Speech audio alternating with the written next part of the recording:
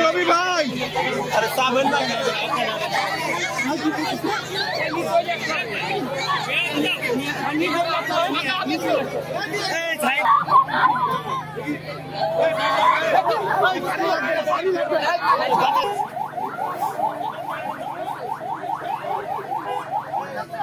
অনুরোধ করছি আপনারা সবাই দোয়া করবেন। খুব ভালো। আমি চেয়ারম্যানদের পক্ষ থেকে আলম হোসেন চেয়ারম্যানকে